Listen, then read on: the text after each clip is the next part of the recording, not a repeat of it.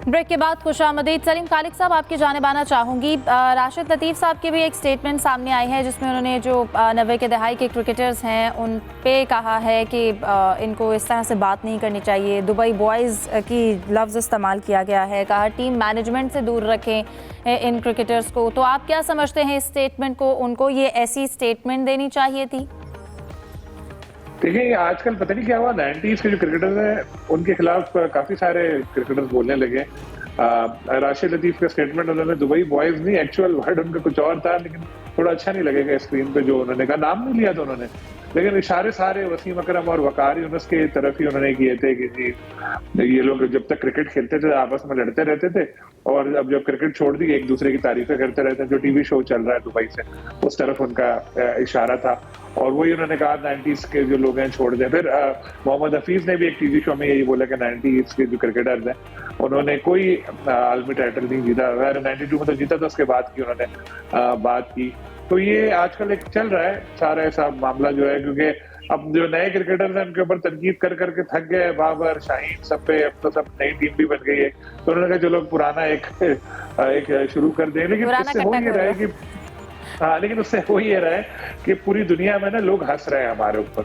जो अल्फाज एक दूसरे के लिए ये लोग यूज कर रहे हैं ना, वो इंडिया में हेडलाइंस बन रही हैं। मेरी सुबह वसीम अकरम साहब से बात भी हुई थी, मैंने उनको बोला भी, वो भी हैरान थे कि यार ये हुआ क्या है। और वकार यूनुस ने तो जवाब भी दिया ट्विटर पे, उन्होंने अपने स्टैट्स दिखाए कि 90s के जो बॉयज हैं ये उनकी परफॉर्मेंस थी।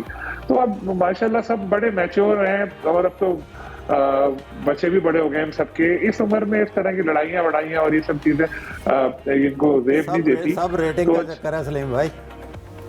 हाँ, लेकिन भाई साहब इस तरह की रेटिंग में अच्छा नहीं होता ना कि एक अजीम क्रिकेटर्स एक दूसरे की पगड़ियां उछालें और ये करें। तो इससे पहले मुश्ताक के साथ भी तो हुआ ना, मुशी के साथ भी हुआ, वसीम और वकार का। वो तो बना हुआ गेम था, जो भी था। जिस वक्त मुझे किसी ने वीडियो भेजी, उन्होंने कहा कि ये देखो मुश्ताक ने ऐसा कर दिया है। मैंने कहा अच्छा, मैंने कहा चलो लगा लो शर्त, जहाँ बोलोगे वहां तुम्हें खाना खिलाऊंगा।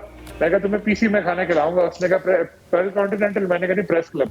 बात ये हो रही थी कि मुश्ताक ऐसा कह ही नहीं सकते। मुश्ताक अहमद, वसीम अकरम, वकार यूनुस ये बहुत अच्छे दोस्त हैं, इतने क्लोज हैं कि हमारी सोच होगी जो वीडियो बिल्कुल। लेकिन रेटिंग का भी जैसे जाहिद साहब ने कहा, अगर है भी तो फिर भी एक ग्रेस जो है वो कायम रहनी चाहिए। फिर राशिद साहब की स्टेटमेंट, वो खुद भी 90 के दहाई के क्रिकेटर हैं।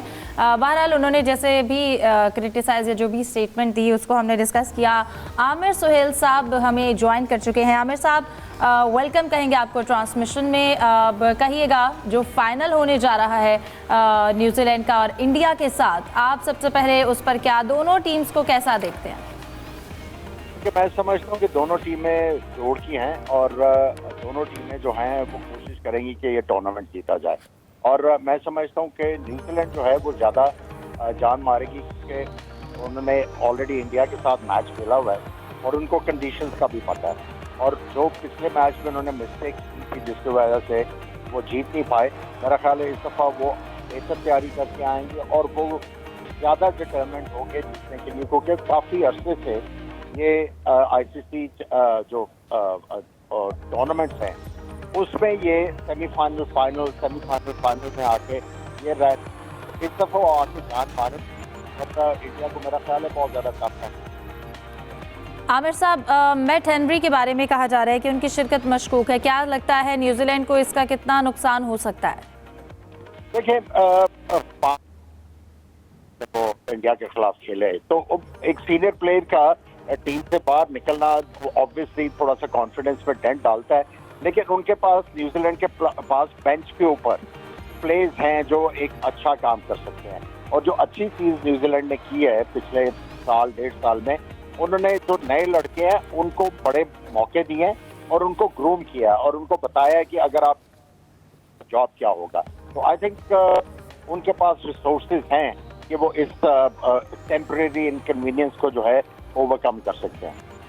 आमिर साहब, आपसे आखिरी सवाल पूछना चाहूँगी, आप क्या समझते हैं, हमने प्रोग्राम में भी जिक्र किया कि इंडियन टीम बहुत अच्छा परफॉर्म कर रही है, मोराल हाई है, लेकिन मुसलसल टॉस हारने के बावजूद क्या लगता है इंडियन टीम में ऐसा क्या है कि टॉस हार भी जाती है लेकिन फिर भी मैच जो है रिजल्ट अपनी मतलब का लेती है?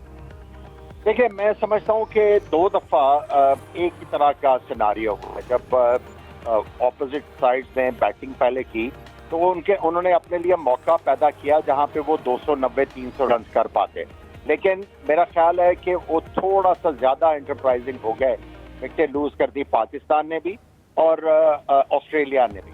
बड़ा देखिए, 250-60 आजकल की क्रिकेट में चेज करना बड़ा आसान काम है। आपके ऊपर प्रेशर आता है जब 300 के करीब रन हो। और देखें, अगर इंडिया को देखिए, अगर उन्होंने चेज किया है तो उन्होंने आखिरी ओवर्स में जाके चेज किया और कोई इतनी आसानी से चेज नहीं किया।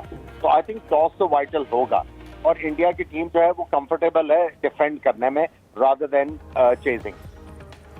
ठीक है, साबिक टेस्ट क्रिकेटर आमिर सुहेल साहब, प्रोग्राम को आपने वक्त दिया, आपका बहुत शुक्रिया। जाते जाते यूसुफ साहब आपसे कमेंट लेना चाहूँगी, तो आप फिर अपनी मासूम टीम के साथ हैं फाइनल में? जी बिल्कुल, न्यूजीलैंड टीम ये फाइनल जीते। और जाहिद साहब, आप टफ कंपटीशन तो सब देखना चाहते हैं, लेकिन फिर भी अब तो दोनों टीम्स अपनी नहीं है, एक तो सेलेक्ट कर ही सकते हैं। देखें, दिल तो न्यूजीलैंड के साथ है, लेकिन अगर परफॉर्मेंस की बात करें तो इंडियन टीम की परफॉर्मेंस बेहतर है। आप लास्ट कमेंट क्या करेंगे सलीम साहब? कीवीज मासूम परिंदा नहीं, मासूम दरिंदा बनकर सामने आएगा फाइनल में इंडिया के लिए। चले, एक अच्छा मुकाबला एक्सपेक्ट करते हैं हम फाइनल के लिए, न्यूजीलैंड और इंडिया का। आज के प्रोग्राम का वक्त ख़त्म हुआ जाता है। तमाम मेहमानों का बहुत शुक्रिया। अल्लाह हाफ़िज़।